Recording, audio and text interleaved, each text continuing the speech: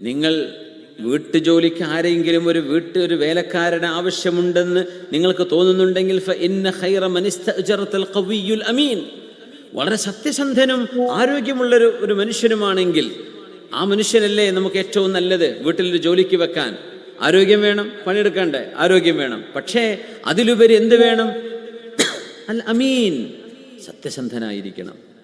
സത്യസന്ധനല്ലാതെ ആരോഗ്യമുണ്ടെങ്കിൽ ഒരുപാട് പ്രശ്നങ്ങളുണ്ടാവും, അല്ലേ?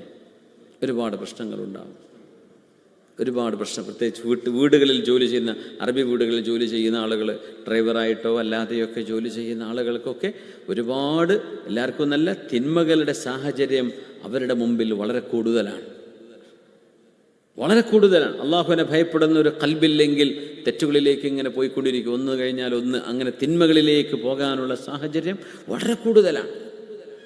അതുകൊണ്ട് ശ്രദ്ധിക്കണം, അള്ളാഹുവിനെ ഭയപ്പെടണം. മുസീക്കും വയ്യായ അവലം ബിത്തഖ്വ അല്ലാഹ്.